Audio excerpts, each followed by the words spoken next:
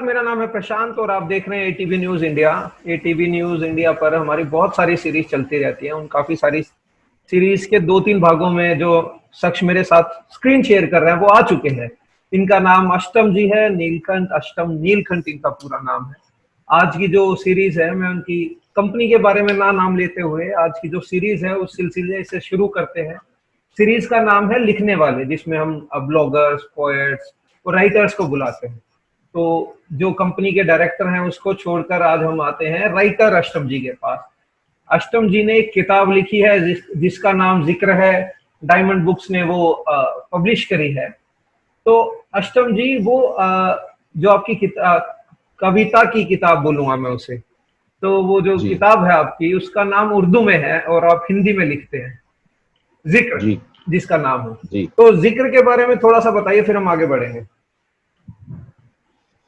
Sir, किसी के लिए भी उसकी पहली किताब बहुत ही ज्यादा स्पेशल होती है, क्योंकि क्या होता है ना कि एक प्लेन जैसे जमीन पर चल रहा होता है, फिर वो टेक ऑफ लेता है। तो वो जो टेक ऑफ लेने वाला टाइम है वो बहुत ज्यादा क्रूशियल होता है उसके लिए, क्योंकि उसे डिसाइड करना होता है कि क्या वो टेक ऑफ के लिए रेडी है या फिर नहीं है। उसके पीछे बहुत मंथन लगता है। तो ऑब्वियसली ये किताब स्पेशल है, बहुत स्पेशल है मेरे लिए और हमेशा रहेगी। दूसरी चीज की इसका नाम उर्दू में क्यों है, तो वो ये है कि हम लोग भी अधिकतर जब भी बातचीत कर रहे होते हैं हमें खुद मालूम नहीं होता कि हम कहाँ कहाँ उर्दू इस्तेमाल कर रहे हैं।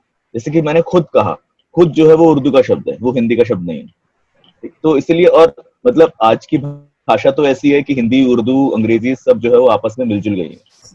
तो मतलब कि ये चीज है। और किताब के अंदर आई थिंक जो यूथ है स्पेशली वो काफी चीजें रिलेट कर पाएगा, क्योंकि अ, उसमें ऐसे ही थॉट्स हैं। मतलब कि बेसिकली बातचीत ही है जो कि पोइट्री के थ्रू की गई है, जो कि मतलब कि मैं अपने ऑडियंस से, अपने रीडर्स से करना चाहता हूँ, करना चाहता था। तो उसी तरीके से, इसीलिए ऐसा नहीं है कि कोई स्पेशल, मतलब कि स्पेशलाइज किया गया किताब को किसी भी एक अरीना के अंदर। उसमें हर तरह की बातें की गई हैं। कहीं पर थोड़ी बहुत रिदम वाली पोइट्री भी रखी है, कहीं पे व्यंग की पोइट्री रखी है, कहीं रोमांस रखा हुआ है, तो कहीं फिलोसफिकल भी रखा हुआ है। तो मतलब जैसे हम लोगों की बातचीत अधिकतर होती है कि हमेशा हम लोग एक मूड में नहीं होते, बातचीत बदलती रहती है।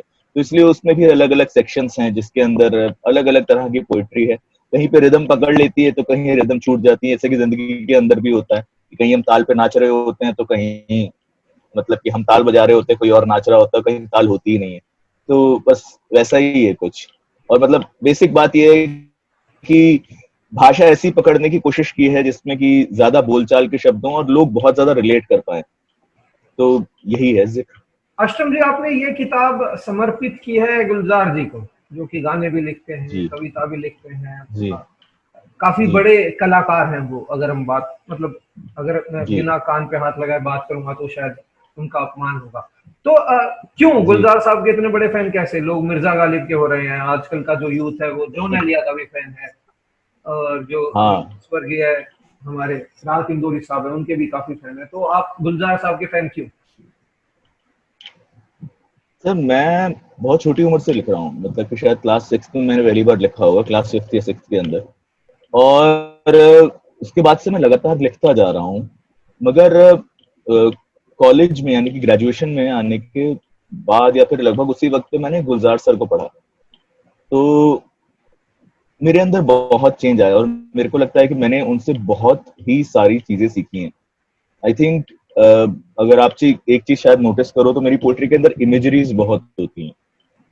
और वो इमेजरीज जो हैं, दो चीजों का नतीजा है। पहला तो ये है कि मैंने थिएटर बहुत ज्यादा किया हुआ है, तो थॉट्स ही विजन के फॉर्म में आते हैं हमेशा, जो आते हैं तो उनको जो है वो एक्सप्रेस करना होता है। उसके अलावा गुलजार सर की poetry is all about unique images. तो जैसे कि मतलब उनकी एक उन्होंने सीरीज निकाली है कि त्रिवेणी के नाम से। तो इसमें उन्होंने अलग तरह की पोएट्री डिजाइन करनी शुरू की, जो कि 3 लाइन की है। तो उसमें एक पोएम है उनकी कि जुल्फ में चमक रही है बूंद जैसे बेरी में तन्हा जुगनू। जुल्फ में चमक रही है बूंद जैसे बेरी में तन्हा जुगनू, क्या बुरा है जो छत टपकती है। तो आप देख रहे हो कि मतलब किसी कैसे इमेज जो है वो पूरी की पूरी। हाँ, मैं मतलब उतना बड़ा फैन शायद नहीं हूँ जैसे कि जितने की शायद विशाल भारद्वाज रहे हूँ, क्योंकि उन्होंने बताया कि जब उन्होंने गुलजार जी को अप्रोच किया था तो वो पूरे उनकी पोएट्री रट के गए थे, उतना मुझसे नहीं हो पाया, पर हाँ मतलब आई थिंक कि मुझे ये नहीं पता कि मैं एकलव्य हूँ या नहीं, पर वो मेरे द्रोणाचार्य हैं, मुझे ये लगता है। दरअसल ये जो रटने वाला जो आपने विशाल भारद्वाज का वाकया सुनाया है, ये एक राहत इंदौरी साहब से, अगर मैं गलत नहीं हूं तो उनके साथ भी शुरू हुआ था। जब राहत इंदौरी साहब जावेद अख्तर के वालिद साहब से मिले थे, तो अच्छा। वो किसी मुशायरे में उनसे मिले थे, और मुशायरे में मैं उनका नाम जिशान अख्तर, मैं उनका नाम भूल गया, माफ कीजिएगा, जावेद अख्तर साहब के जो वालिद थे, जो पिताजी थे, तो वो उनसे मिलने जाते हैं राहत इंदौरी जी, और उनको बोलते हैं कि मुझे शायरी बहुत पसंद है और आप मुझे बता दो कैसे होती है शायरी, मैं शायरी करना चाहता हूँ। तो जावेद साहब के जो वालिद साहब हैं वो बोलते हैं कि जाओ पहले 2000 शेर याद कर आओ और फिर शायरी कहना। तो उन्होंने बोला कि अरे 2000 शेर तो मुझे अभी भी याद है। तो उन्होंने अपने कोई शेर पढ़ा एक लाइन, तो उसकी दूसरी लाइन राहत साहब ने पढ़ दी। तो फिर वो उनके वालिद साहब बड़े खुश हुए और उन्होंने बोला कि अच्छा ठीक है, अब तुम शायरी कर सकते हो। तो इस तरीके से राहत इंदौरी साहब के शायरी का सफर शुरू हुआ था। अब मैं अपने दूसरे सवाल पर आता हूँ अशरम जी। आपने एक किसी बड़े शायर ने कहा है कि जो मैं इसलिए लिखता हूँ क्योंकि लोगों को सुनना पसंद नहीं है। तो आपने भी अपने तीसरे चौथे पन्ने में अपनी किताब के आपने लिखा हुआ है बकायदा कि मैं क्यों लिखता हूँ। तो उसके बारे में हमें थोड़ा सा बताइए कि आप लिखते क्यों हैं। बहुत सारी चीजें होती हैं। पहली बात तो आप हर बात कह नहीं सकते, ठीक है, क्योंकि आपको नहीं मालूम कि सामने वाला सुनने के लिए तैयार है या नहीं है, क्योंकि कहने के साथ एक सुनने वाला भी होना चाहिए, अनलेस एंड अनटिल आप कोई वीडियो बना के नहीं डाल रहे हो, राइट। तो उसके लिए भी हमें मतलब लिसनर्स तो चाहिए ही चाहिए। तो मतलब कि ये था कि, और दूसरी चीज ये है कि इतना ज्यादा बोलने वाला काम है मेरा कि आपको अपनी खामोशियां कहीं पर कहनी होती हैं। आपके मतलब एक मेरे से पूछा था किसी ने कि who is a good actor, तो उसका जवाब मैंने कहीं पर पढ़ा था कि the one who can speak his silences और her silences is a good actor. तो उसी तरीके से जो इंसान अपनी खामोशियां लिख पाता है, मुझे लगता है कि वो एक बहुत बेहतरीन राइटर है। तो इसीलिए लिखना जो है वो है। इसके अलावा घर में लिखने का कल्चर रहा है, मेरी माँ भी लिखती रही हैं, मेरे पिताजी भी लिखते रहे हैं बचपन से ही, मतलब कि मेरे बचपन से। तो मतलब कि तो इसलिए मेरे को कोई इसमें नई बात नहीं लगी कि मैं लिख रहा हूँ। तो ठीक है, शायद सभी लिखते होंगे क्योंकि घर में लिखने का एक प्रचलन है। तो और दूसरा मतलब शांति मिलती है। और जैसे कि आपने अभी ये कहा कि अबाउट कि कैसे लिखा जाता है, क्या लिखा जाता है, उसी के बारे में एक अज्ञेय जी की कविता है, मेरे को एग्जैक्टली याद नहीं है शब्द बाय शब्द, पर बहुत बेहतरीन कविता है। उसमें वो कहते हैं कि मेरी कनपटी पर एक जोंक लगी हुई है, वो मेरा लहू चूस रही है और मुझे मजा आ रहा है। मेरी कनपट्टी पर एक जोंक लगी हुई है, वो मेरा लहू चूस रही है और मुझे मजा आ रहा है। कुछ वक्त में वो पक कर झड़ जाएगी, मैं उसे कागज पे उतार लूंगा। कविता कुछ ऐसे लिखी जाती है। वाह वाह। तो अष्टम जी, जी मैं वो उर्दू वाली बात पर एक बार दोबारा आना चाहता हूँ, क्योंकि आपने जी बात करी कि उर्दू, इंग्लिश, हिंदी हम सब का मिक्स करके लिखते हैं। तो इसमें शायद राहत इंदौरी नहीं, मनोवर राणा साहब ने एक जगह बात बोली है कि जो मोहब्बत की शायरी होती है वो उर्दू में कही जाती है। मोहब्बत की अच्छा। बातें जो होती है वो उर्दू में ही कही जाती है। तो मेरा सवाल ये है यहाँ पर, तो आपको किससे मोहब्बत हुई थी जनाब, जो जिक्र लिख दिया आपने, लगभग लगभग 200 पन्ने की किताब लिखी। आई थिंक उसमें एक पोएट्री ही है कि क्या नाम, पूरे तरीके से मैं याद करने की कोशिश करूं कि चम्मच भर इश्क। हम्म। तो ना जो पोएट होते हैं वो कभी भी कहीं भी वो इसमें डूब सकते हैं, पर वो कितना डूब रहे हैं वो उसके लिए सामने वाले की जो है वो बहुत ज्यादा इन्वॉल्वमेंट जरूरी नहीं होती। तो वो अपने जो है वो क्या कहा जाए कि दिमाग में ही इतना ज्यादा चीजें डेवलप कर लेते हैं कि फिर उसके बाद पोएट्री निकल जाती है। कुछ ना कुछ तो इंस्पिरेशन चाहिए होती है। जो हमारे पेंटर साहब थे उन्हें भी जो है वो कभी माधुरी दीक्षित चाहिए होती थी, कभी कोई और एज एन इंस्पिरेशन। तो मतलब हर आर्टिस्ट को कोई ना कोई इंस्पिरेशन तो जरूर चाहिए होती है। तो आपकी और आपकी इंस्पिरेशन क्या रही हिंदी इसमें, एक रही या बहुत सारी रही। बहुत सारी कह सकते हैं। एक तो नहीं है अभी कोई, तो बहुत सारी कही है तो सही है। और बाकी आपने जो हिंदी उर्दू इंग्लिश के बारे में कहा तो एक दुष्यंत कुमार का ही शेर है, अगर मैं सही पढ़ रहा हूँ तो, कि जिसे मैं ओढ़ता बिछाता हूँ वही गजल मैं तुमको सुनाता हूँ।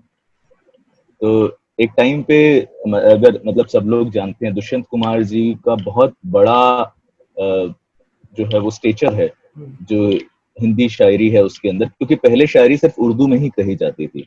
इसी कारण से उनको काफी कुछ झेलना ही पड़ा, क्योंकि वो हिंदी में लिखते थे। उनको बहुत क्रिटिसाइज किया गया था, अरे भाई ये शायरी थोड़ा ही है, ये तो कविता है। तो वो इस तरीके से जो बात हुई थी, तो इस वक्त ही उन्होंने लिखा था, और ये उनकी कई पोइट्री के अंदर झलकता है, ये जो रेबेलियन एटीट्यूड है। और जो लोग नहीं जानते हैं दुष्यंत कुमार को, मुझे लगता है कि वो जानते हैं, क्योंकि हमने कहीं ना कहीं तो वो लाइनें जरूर सुनी होंगी कि हो गई है पीर पर्वत सी पिघलनी चाहिए, अब हिमालय से कोई गंगा अब निकलनी हिमालय से चाहिए। कोई बंधु, यस यस। बिल्कुल, वो पूरी जो नज्म है उनकी पूरी की पूरी, तो वो कहीं ना कहीं तो सुनी होगी। दुष्यंत कुमार वाला जो रिबल है वो हम सब लोगों के दिल में कहीं ना कहीं बैठा हुआ है। एक दुष्यंत कुमार और दूसरा पाश। पाश को भी मैंने बहुत ही हाल में ही सुना था।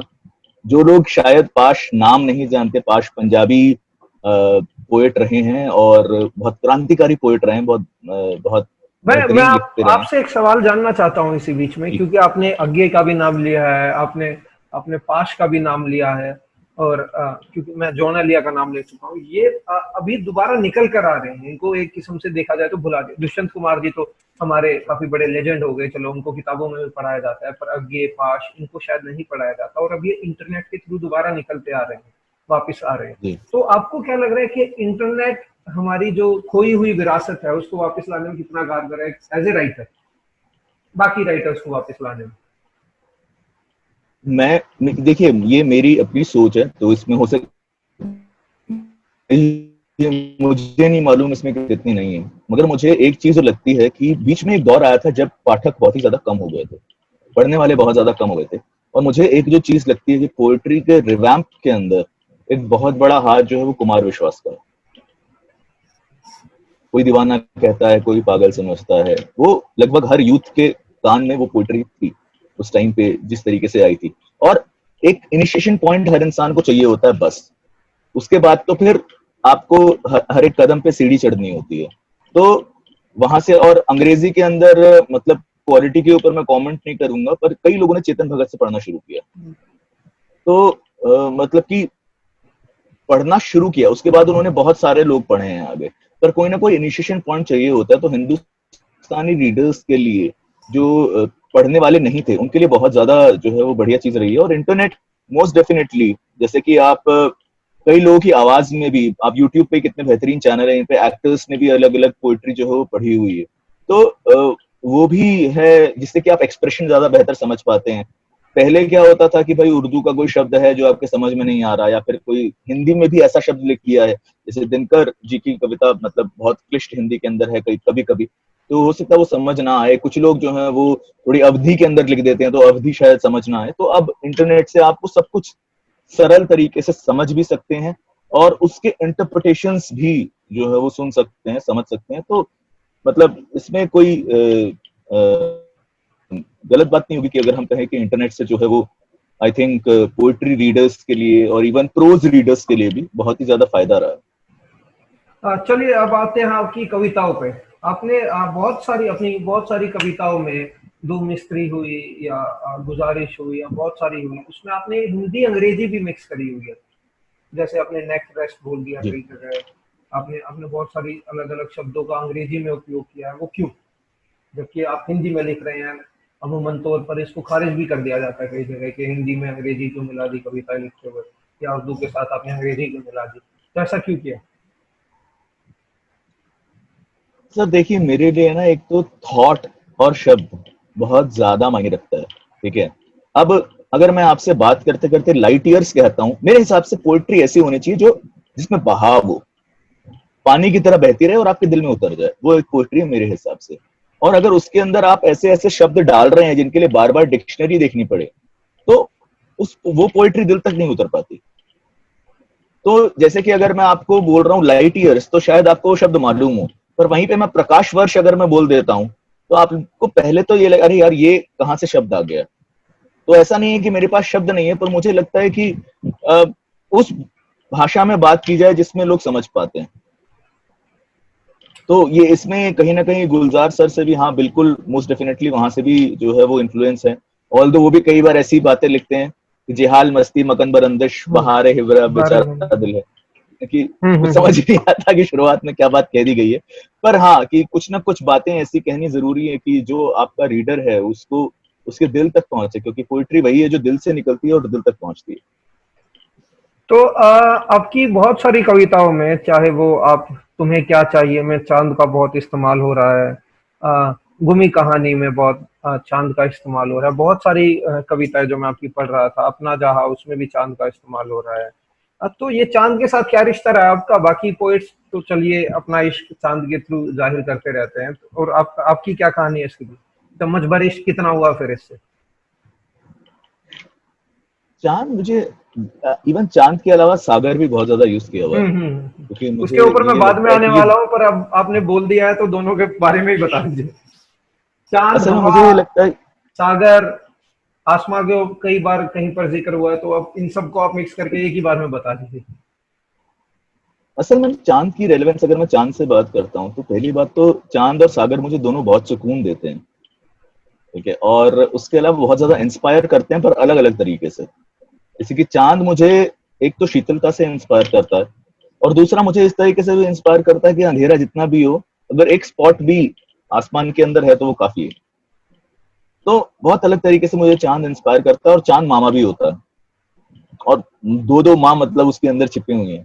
तो मतलब कि चांद से तो मतलब कि ऐसा रिश्ता है, और दूसरा चांद कहीं ना कहीं मुझे खुद से भी रिलेट कराता है, क्योंकि चांद बदलता रहता है, चांद एक जैसा नहीं रहता। हम सब ऐसे ही हैं कि हम लोग भी कभी ग्रो करते हैं, ठीक है, कभी कहीं टूट जाते हैं, कभी कैसे रहते हैं, और फाइनली जब भी हो एक टाइम ऐसा भी आता है कि दुनिया को लगे कि हम गायब हो गए हैं, पर हाँ हम वापस आते हैं। तो इस तरीके से मुझे चांद बहुत ही ज्यादा इंस्पायर करता है। और सागर के साथ ये चीज है कि एक तो मुंबई में 2 साल रहना हुआ, तो मैंने पहली बार तभी देखा था समंदर में, बहुत ज्यादा वक्त नहीं हुआ मुझे समंदर देखे हुए। तो मगर ऐसा लगा था कि ना ये, कि हाँ we are made for each other, कि मेरे को कहीं ना कहीं समंदर से, स्पेशली उस टाइम पे जिस टाइम पे आपका टाइड्स का टाइम नहीं होता, ज्वार भाटा का टाइम नहीं होता, उस टाइम ऐसा लगता है कि समंदर एक बहुत ही अकम्पलिश्ड इंसान है, कि वो कभी पर्वत भी था, उसके अंदर बहुत सारी ईगो थी, बहुत कुछ भरा हुआ था, फिर वो एक वक्त के बाद मैदान बना जब उसपे बच्चे बच्चे खेला करते थे और सब कुछ जो है रहता था, पर आज वो एक महासागर है। वो ऐसे लेटा हुआ होता है जैसे कि उसे किसी चीज की परवाह ही नहीं है, उसे सब कुछ पा लिया है। तो मुझे लगता है कि मुझे वो बनना है, कि भले ही उसके ऊपर सरफेस पे मतलब लहरें चल भी रही हूँ, अंदर क्या है, कितनी शांति है, क्या है, किस तरीके की चीजें हैं, वो मतलब कि उस मेरे को बहुत रिलेटेबिलिटी देता है कि बाहर जो है वो बहुत सारी चीजें हो सकती हैं, और अंदर बहुत ही अलग, कहीं पे मोती भी छिपे हुए हैं, कहीं पे सोने हीरे भी बहुत सारी चीजें छिपी हुई हैं, और कहीं पर बहुत बड़े बड़े राक्षस भी हैं जो कहीं पर हैं। तो समंदर जो है वो मेरे को बहुत ही ज्यादा एक तरीके से इंस्पिरेशन देता है कि हाँ कभी बनो तो समंदर की तरह बनो। अ, अष्टम जी, आपकी बहुत सारी कविताओं में बहुत सारे ऑब्जेक्ट्स का यूज कर रहे हो। आप कभी हंसों का जी यूज कर रहे हो, आप अलग अलग लफ्जों का भी, जो कि लफ्ज अलग भाषा में है। जैसे आपने एक कविता में 10 दानिया के बारे में लिखा है, 10 दानिया के बारे में उसको जी। एक्सप्लेन करते हुए आपने उसके बारे में लिखा है। तो ऑब्जेक्ट के थ्रू आप किसको क्या बताना चाह रहे हैं? ऑब्जेक्ट्स हमेशा सर सिंबल की तरह इस्तेमाल होते हैं लिटरेचर के अंदर, और कभी कभार तो पोएट को भी खुद भी नहीं पता होता कि उसने किस सिंबल का इस्तेमाल कर दिया है, क्योंकि आप वो एक बहाव में होते हो, आप उस वक्त एक इमोशन में, कि आप जो है बात को कह जाते हो। पर जो चीजें हैं, जैसे कि हंस अपने आप में एक बहुत बड़ा सिंबल है मोनोगैमी का, मतलब कि हंसों का जोड़ा इसीलिए प्योर कहा जाता है। ऐसा कहा जाता है कि हंस एक ही बार जुड़ते हैं जब जुड़ते हैं, बाकी जो जितने भी जानवर हैं आपके, अधिकतर जानवर जो हैं वो पॉलीगैमस रहते हैं, कि वो अलग अलग संबंध जो है वो स्थापित करते हैं, पर हंस जो है वो एक ही इंसान के साथ जुड़ता है। और दूसरा, हंस का हिंदुइज्म के अंदर प्योरिटी के साथ बहुत ही बड़ा रिलेशन है, कि हंस को बहुत ही प्योर माना गया, सरस्वती का वाहन माना गया है हंस को। तो इसलिए जो है वो मतलब कि हंस अगर कहीं पर आया है तो वो इस कारण से आया होगा। तो इसीलिए 10वीं दानियां क्यों था, क्योंकि मुझे ये लग रहा था कि मतलब मैंने बचपन में राज कपूर की फिल्म से मैं मेरे को बहुत बेहतरीन लगी थी, आपने भी शायद देखी हो, मेरा नाम जोकर। तो उसमें कुछ कुछ रशियन के शब्द जो है वो हम हिंदुस्तानी लोगों ने सीखे थे। इसमें दा दा, नियत नियत और दसवीं दानिया, ये 3 शब्द तो थे ही थे। तो वो जो स्वाद 10वीं दानिया के अंदर है, क्योंकि 10वीं दानिया का मतलब हमारे कल्चर से बहुत ज्यादा मिलता जुलता है, कि अंग्रेजी में कह दिया जाता है गुड बाय, पर हम लोग गुड बाय नहीं कहते। हमारे हमारे कल्चर में शब्द बहुत ही अलग किस्म के हैं। अगर हम दुकान बंद कर रहे होते हैं तो हम ये नहीं कहते कि मैं दुकान बंद कर रहा हूं, हम बोलते हैं दुकान बढ़ा रहा हूं। ठीक है, तो उसी तरीके से हम जब पार्ट कर रहे होते हैं, हम जब अलग अलग हो रहे होते हैं, तो हम ये नहीं कहते कि अलविदा, हम कहते हैं फिर मिलेंगे। क्योंकि हमारी भाषा से बहुत सारी चीजें झलकती हैं।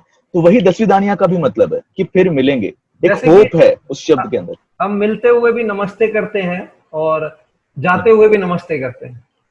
जी, हम बाय बाय नहीं करते। बहुत अब चलिए अब तो बिल्कुल ट्रेंड आ गया है, बाय लोग कर देते हैं, पर नमस्ते नॉर्मली करते हैं। या जैसे हमारे हरियाणा में राम राम बोलते हैं, मिलने पर भी राम राम बिल्कुल।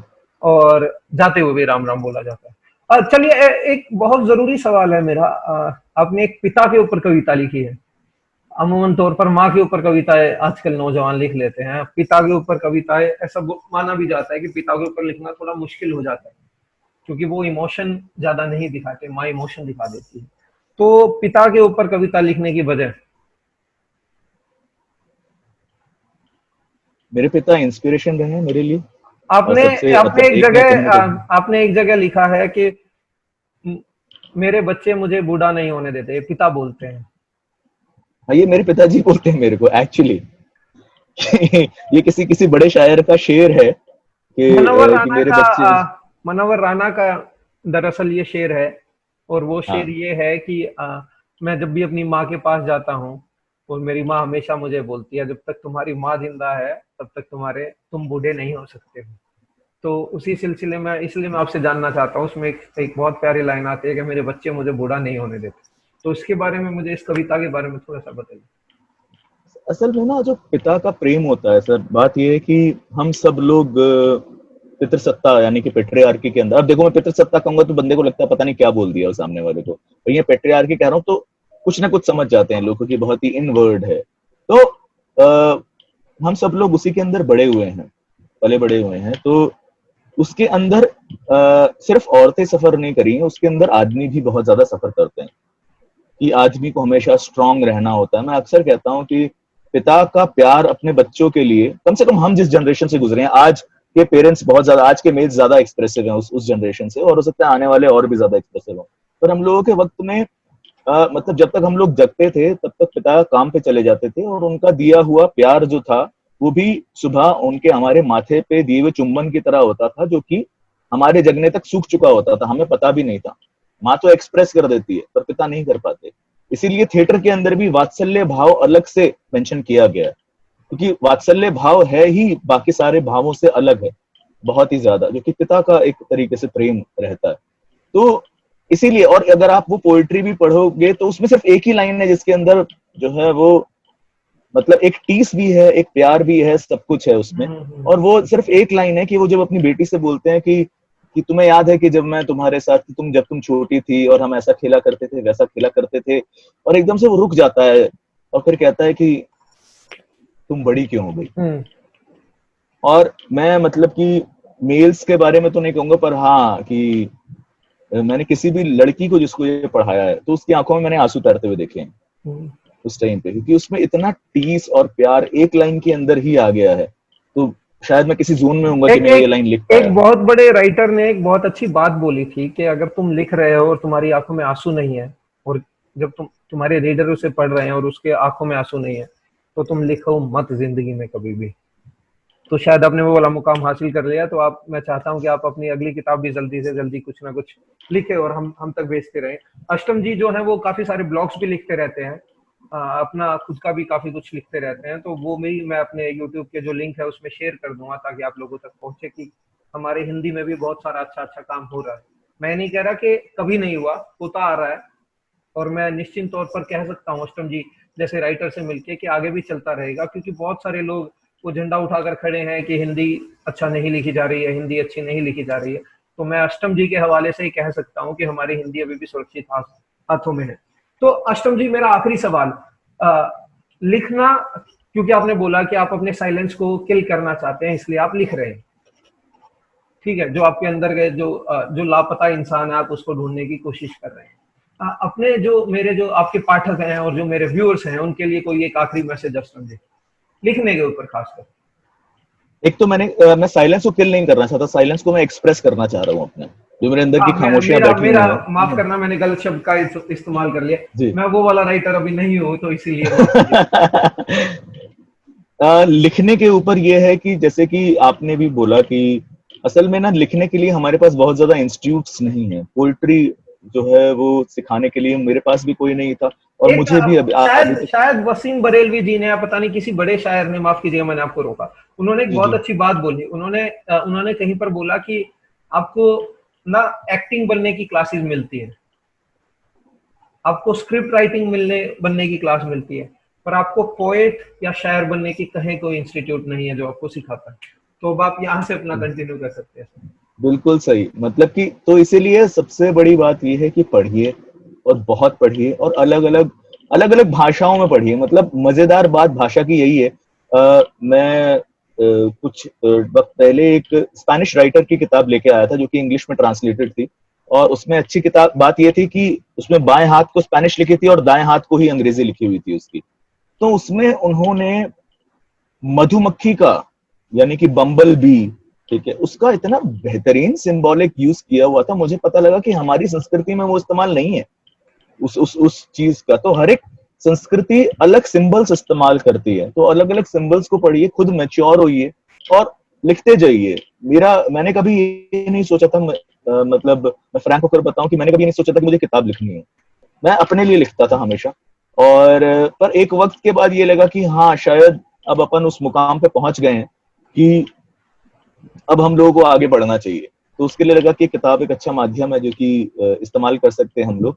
तो वो चीज की बाकी, पढ़िए, लिखिए, लिखिए, पढ़िए, और रोज लिखिए। और मैं तो आज के दौर में ये कहूंगा कि एक जो हम लोगों ने आसपास देखा है कि आज आज की दुनिया में स्ट्रेस बहुत ज्यादा पड़ रहा है, और उसके कारण जो है वो बहुत अलग अलग लोग अलग अलग तरह के एक्शंस भी ले लेते हैं, और फिर ये कहूंगा मैं मजबूर हो जाते हैं एक्शंस लेने के लिए। तो उसके लिए राइटिंग थेरेपी, साइकोलॉजिस्ट भी बात करते हैं। मैं ये नहीं कहूंगा कि सिर्फ पोएट्री लिखिए, आप प्रोज लिखिए, आप अपनी दिन की बात लिखिए, आप कुछ भी लिखिए, क्योंकि सबसे अच्छी बात क्या है कि वो जो कागज सामने रखा हुआ होता है ना, वो हमको जज नहीं करता। उस पर आप जो कुछ भी उड़ेल दोगे वो कुछ नहीं कहेगा आपको। तो आप उससे कुछ भी बात कह सकते हो। आप अपने दिल के अंदर मत रखिए कि आपके अंदर कोई गांठ जो है वो दिल में बैठ जाए। उससे बेहतर है कि आप उसे कागज पर निकाल दीजिए, आपको यहाँ भी हल्का लगेगा और यहाँ भी हल्का लगेगा। तो इसलिए प्लीज लिखिए, और अगर आप सही में राइटर बनने के का शौक रखते हैं तो पढ़िए, बहुत पढ़िए, अलग अलग भाषाओं में पढ़िए, ग्रो करिए, और अपने दोस्तों को सुनाइए ताकि आपका भी कॉन्फिडेंस बढ़े। और आजकल तो यूट्यूब है, तो एक अजीब बात यह भी है कि सोशल मीडिया ने हर किसी को राइटर बना दिया, ठीक है। तो वो सोशल मीडिया वाले राइटर मत बनिए, ठीक है। आप, हाँ ठीक है, वो एक बहुत जरूरी चीज है, वहां से इंस्पिरेशन मिलती है हर किसी को आगे बढ़ने की। पर वो बात है ना कि फेसबुक पे भी डिसलाइक का बटन नहीं होता, तो कोई आपको बता नहीं सकता कि आप कितना खराब कह रहे हैं। ये तो और ये ताना शायद ये मेरे ऊपर मार गए, क्योंकि मैं भी काफी ज्यादा फेसबुक पर लिखता रहता हूँ, और उस पर लाइक्स देखता रहता हूँ, तो मैं खुश रहता हूँ। नहीं नहीं, ये मतलब की बात ये है कि वो सिर्फ फेसबुक तक मत रखिए। फेसबुक एक अच्छी जगह है शुरू करने की। मैंने आपको भी कहा था कि आप यूथ की आवाज या फिर जो बाकी बैकग्राउंड है, आपको आपके जो बाकी प्लेटफॉर्म्स हैं वहां पे आपको लिखना चाहिए। तो मतलब कि अपनी बात आगे बढ़ाओ। फेसबुक पे हमारे यहाँ ना एक हिंदुस्तान में बहुत ही एक खराब रिवाज है कि हमारे आसपास वाले लोग ना हमें कभी बुरा नहीं बोलते। वो हमेशा बोलते हैं अरे, अब मेरे को आज लगता है कि मैं 10 साल पहले कितना खराब लिख रहा था, ठीक है, मगर उस वक्त जो लोग थे बोलते अरे वाह क्या लिखा है, अरे वाह वाह वाह। तो हाँ ठीक है, वो भी जरूरी था एक वक्त के लिए, वरना मैं शायद यहाँ तक नहीं पहुंचता अगर उतना एप्रिसिएशन नहीं मिलता। पर वो चीज है कि कोई ना कोई आपको रियलिटी चेक देने वाला भी होना चाहिए कि हाँ भाई, अब थोड़ा इसको और मतलब एक अच्छा फीडबैक मिले कहीं से कि हाँ आप इसमें इतना नमक डाल दो, इतना मीठा डाल दो, कुछ अगर आप ऐसे भी लिखते तो और ज्यादा मजा आता। ऐसे फीडबैक देने वाले लोग, जैसे कि कबीर ने भी कहा है कि निंदक नीरे राखिए, तो हमेशा ऐसे लोग भी आसपास रखिए जो आपको डेवलप करने के अंदर बहुत ही ज्यादा मदद करें। और कोई भी आपको क्रिटिसाइज कर रहा है तो पहले तो उसका शुक्रिया कीजिए कि वो आपको क्रिटिसाइज कर रहा है, क्योंकि बिना क्रिटिसिज्म के कोई इंसान आगे नहीं बढ़ता। तो दूसरी चीज आपके ऊपर है कि आप उसे क्रिटिसिज्म की तरह लेना चाहते हैं, फीडबैक की तरह लेना चाहते हैं, या फिर एप्रिसिएशन की तरह लेना चाहते हैं, क्योंकि सब चीजें उन्हीं शब्दों के अंदर छिपी हुई होती हैं। तो ये आपके ऊपर है, और लिखते रहिए और मेंटली हेल्दी रहिए, इमोशनली हेल्दी रहिए, और अंग्रेजी को, हिंदी को। और एक और चीज जैसे कि आपने कही थी, शायद मैं ज्यादा वक्त ले रहा हूँ थोड़ा सा, तो वो ये है कि आज की आपकी जो हिंदी है ना उसमें लिखिए, कि ऐसा नहीं है कि आप दिनकर की हिंदी में लिखेंगे एक तभी वो अच्छा होगा, एक आप गुलजार की हिंदी में लिखेंगे तभी। एक बहुत अच्छे राइटर है इंडिया के, पिंटो साहब बोलता हूँ मैं, उनका जी। पूरा नाम भूल गया, माफ कीजिएगा, मैं नाम भूलने में आजकल पता नहीं काफी आगे चल रहा हूँ। तो उन्होंने एक बहुत अच्छे उसमें डिबेट टाइप का डिस्कशन चल रहा था, डिबेट तो नहीं, उन्होंने एक्चुअली में बोला कि आप लिखिए, आपको कुछ भी मिलता है, अच्छा बुरा कुछ भी लिखिए, पर आप लिखिए जरूर, क्योंकि शेक्सपियर ने जब उस टाइम पर लिखा था तो वो उनकी उस टाइम पे सोसाइटी ने उसको मना कर दिया था एक्सेप्ट करने से, और आज उसको पढ़ाया जा रहा है। तो क्या पता कि आज जो आप लिख रहे हो आपको खारिज करके 20 साल बाद, 25 साल बाद, 100 साल बाद क्या पता आपको भी पढ़ाया जाए। तो आपने जो बात बोली इसलिए मुझे एकदम से बात याद आई, तो मैंने किसी किया को था। कुछ नहीं पता सर, ये और ये हर फील्ड के अंदर हुआ है। जैसे कि आप अगर अगर मैं लिटरेचर की फील्ड हटा भी दो, अगर मैं जेनेटिक्स की फील्ड देखूं, जेनेटिक्स एक मेंडल करके एक साइंटिस्ट हुए हैं जिनका काम जर्मन के अंदर था, और वो उन्होंने अपनी बात कही और वो खत्म हो गए, और उनकी बात ज्यादा लोग तक पहुंच भी नहीं पाई। पर बाद में फिर साइंटिस्ट ने उन लोगों को खोदा और उन्हें पता लगा, अरे ये तो ये साइंटिस्ट था, इसने सब कुछ कहा था। हमने तो मतलब जो ये हम कह रहे हैं आज, वो तो कहा जा चुका है। तो कुछ भी कहा हुआ, लिखा हुआ कभी भी बर्बाद नहीं जाता। और जिंदगी एक ऐसी चीज है कि आप रिसोर्सेस क्रिएट किए जाते हैं और अपने पास्ट पे आप फ्यूचर बिल्ड करते हैं हमेशा। तो वही कीजिए और एक्सप्रेस कीजिए, अपने पास्ट से शुरू कीजिए, आसपास की चीजों के बारे में लिखिए, और फिर उसको इमेजिनेशन पे ले जाके फिर उसको चाहे कबूतर के पंख दीजिए, चाहे परियों के पंख दीजिए, चाहे चमगादड़ के, वो आपके ऊपर है। ठीक है अष्टम जी, आपने बहुत सारी बातों का हमें सवालों के जवाब दिए। आपकी बहुत सारी कविताओं के बारे में मैं बात भी नहीं कर पाया क्योंकि हमारे पास बातें बहुत ज्यादा हो गई थी, करीब करीब 60 से ज्यादा कविताएं हैं शायद, अगर मैं गलत नहीं हूँ तो। इन्होंने बच्चों पर भी लिखा है, पिता पर लिखा है, हंसों पर लिखा है, और बहुत सारी 10 दानियां जैसी किताब, दो मिस्त्रियों के ऊपर भी इन्होंने लिखा है। इन्होंने रेसिपी के बारे में अपने ख्याल बुने हैं।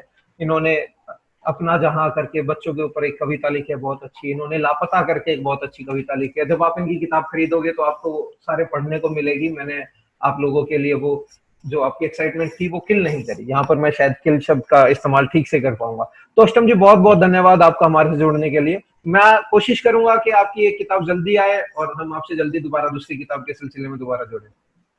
धन्यवाद अष्टम जी। बहुत बहुत शुक्रिया इस बातचीत।